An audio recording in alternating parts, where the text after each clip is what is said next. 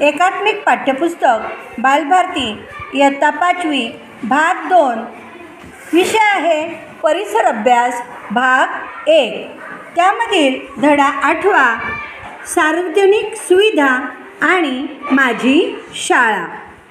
सांगा पाहू, आपल्या घरात आणि घराबाहेर मिळणाऱ्या सार्वजनिक सुविधा कोणत्या? त्यापैकी कोणत्या सुविधा तुम्ही वापरता?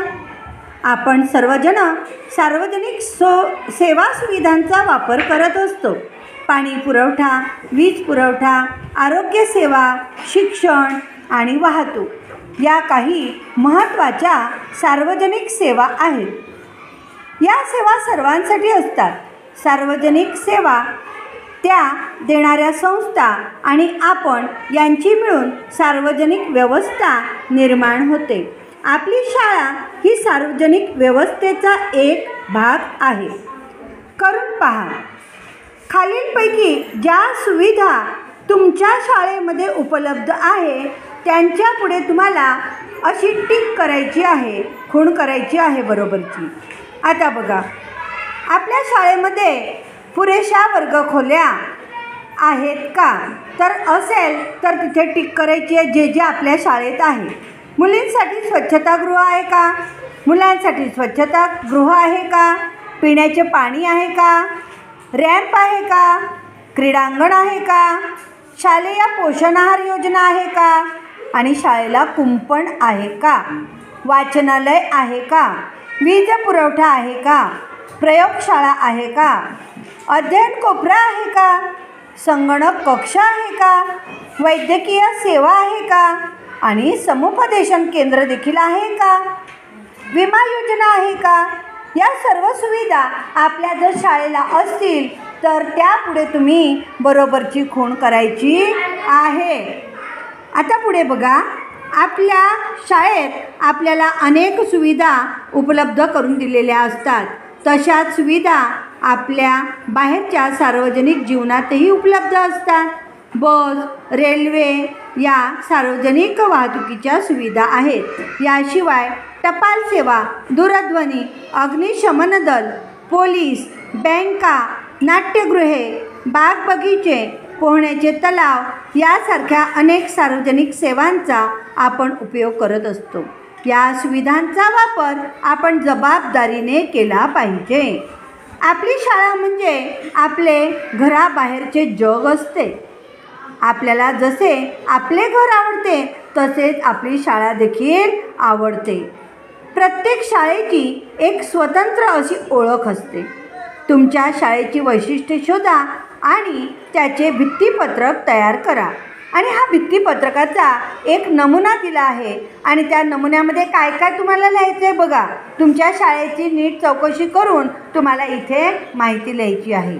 काय काय लिहायचं मग? तुमच्या शाळेचं नाव, शाळा स्थापनेचं वर्ष, संस्थापक, ब्रीदवाक्य, बोधचिन्ह, विद्यार्थी आणि विद्यार्थिनींची संख्या, वर्गखोल्यांची संख्या, गणवेशाचा रंग, उल्लेखनीय कामगिरी आणि प्राप्त झालेले पुरस्कार ही माहिती आपल्याला या भित्तीपत्रकामध्ये लिहायची आहे. आता बघा, हे चित्र आहे. हे शाळेचं क्रीडांगण आहे, मैदान आहे आणि या मैदानावर खेळणारी ही मुलं तुम्हाला दिसत आहेत का? हां. आता बघा, शाळा सर्वांसाठी असते. शाळेत जाऊन शिकणे हा प्रत्येक मुलामुलीचा हक्क आहे. याला शिक्षणाचा हक्क असे म्हणतात. शिक्षण हक्क कायद्यानुसार 6 ते 14 वयोगटातील सर्व मुलामुलींनी शाळेत जाऊन आपले प्राथमिक शिक्षण पूर्ण केले पाहिजे. विशेष गरजा असलेल्या मुलामुलींसाठी कमाल वयाची अट 14 ऐवजी 18 वर्ष आहे. शाळेच्या जडणघडणीत समाजाचा सहभाग. आपल्या शाळेच्या उभारणीमध्ये अनेक व्यक्ती आणि संस्था मदत करत असतात.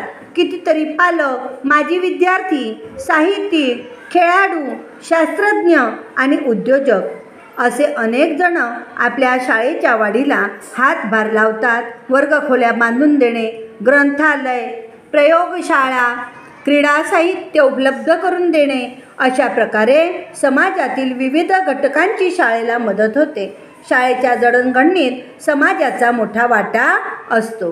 हे आहे शाळेचं ग्रंथालय. सामाजिक संस्थेच्या मदतीने हे ग्रंथालय तयार झालेलं आहे. आणि हे खालचं चित्र आहे ते आहे वृत्तपत्र समूहाच्या मदतीने खगोल विज्ञान केंद्र. बघा, दुर्बिणीच्या साहाय्याने आकाशाचं निरीक्षण ही मुलं करताना तुम्हाला दिसत आहे. वाचा आणि चर्चा करा. हे आहेत स्वच्छता दूत आणि इथे काय लिहिलं आहे बरं? ग्राम स्वच्छता असं लिहिलेलं आहे. पुढे पाहूया. शाळा ही समाजाच्या प्रगतीला किंवा एखादी समस्या सोडवायला मदत करते. गावातील लोकांना स्वच्छतेच्या सवयी लागाव्या म्हणून एका शाळेतले काही विद्यार्थी स्वच्छता दूत झाले. त्यांनी शाळेमार्फत गावात स्वच्छता अभियान राबवले. रस्त्यावर थुंकू नका, कचऱ्याची योग्य विल्हेवाट लावा अशी घोषणापत्रे तयार केली. वस्त्यांमध्ये पथनाट्य देखील सादर केली. या स्वच्छता दूतांनी रहिवाशांना स्वच्छतेचे महत्त्व पटवून दिले.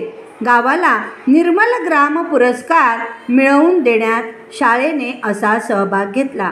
गावात एकजूट निर्माण होण्यासाठी त्याची मदत झाली. आता तुम्ही सांगा पाहू, तुम्ही जर हजर असलेल्या एखाद्या पालक शिक्षक सभेत कोणत्या विषयावर चर्चा झाली हे तुम्हाला सांगता आलं पाहिजे.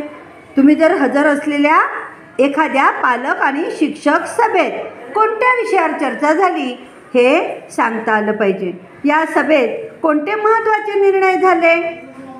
तुमच्या सर्व मित्रांचे पालक सभेला आले होते का? आपल्या शाळेत सर्व पालकांचा सारखाच आदर केला जातो का हे तुम्हाला कशावरून समजले बरं? सर्व शाळांमध्ये शिक्षक, पालक आणि माता पालक संघ असतात.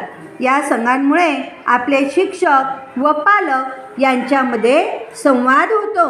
यामुळे शाळेच्या विविध उपक्रमामध्ये पालकांचा सहभाग वाढतो. शाळा सर्व पालकांचा सारखाच सन्मान करते. शाळेतल्या घडामोडींविषयी आपणही पालकांशी बोलले पाहिजे. शिक्षक व पालक या दोहोंच्या मदतीने आपण शिकत असतो. यांच्यातील देवाणघेवाण आपल्या फायद्याची असते. आता हे चित्र बघा. या चित्रामध्ये एक विद्यार्थिनी कोणाचं बरं अभिनंदन करत आहे, स्वागत करत आहे? पालकांचं आहे ना. दिसते ना, ती गृहिणी दिसते का, बाई दिसते का? एक हां, ती मुलगी तिचं स्वागत करत आहे. आता हे तुम्हाला करून पाहायचं आहे. एक दिवस तुमची संपूर्ण शाळा पालकांनी चालवावी. यासाठी शाळेच्या प्रशासनाकडे विनंती अर्ज करा. परवानगी मिळाल्यानंतर हा कार्यक्रम राबवा. तुमचा अनुभव स्थानिक वर्तमानपत्राच्या बाल विभागाकडे पाठवा. आता हे तुम्हाला नेहमी लक्षात ठेवलं पाहिजे. शिक्षण हा प्रत्येक मुलामुलीचा मूलभूत हक्क आहे. असाही पालकांचा सहभाग बघा. या चित्रामध्ये विद्यार्थ्यांना संगीत शिकवताना पालक आहेत. आपल्या गावामध्ये जर एखादा संगीताचा जाणकार असा जर पालक असेल तर त्याने आपल्या शाळेत येऊन आपल्या शाळेतल्या विद्यार्थ्यांना शिकवायला हरकत नाही. हा झाला पालकांचा सहभाग. आणि विद्यार्थ्यांना कवायत शिकवताना पालक. समजा एखाद्या पालकाला छानपैकी कवायत सादरीकरण येते, लेझिम येत आहे, मग तेव्हा काय केलं पाहिजे? त्या पालकांनी उत्स्फूर्तपणे आपल्या शाळेत जाऊन आपल्या गावातल्या मुलांना शाळेमध्ये जाऊन शिकवलं पाहिजे. हा पालकांचा झाला उत्तम सहभाग. आता आपण काय शिकलो? सार्वजनिक सेवा सुविधांचा आपण जबाबदारीने वापर केला पाहिजे. शाळा आणि समाजाच्या प्रगतीत भर घालते. शाळेत जाऊन शिकणे हा प्रत्येक मुलामुलीचा हक्क आहे आणि तो सर्वांनाच मिळाला पाहिजे.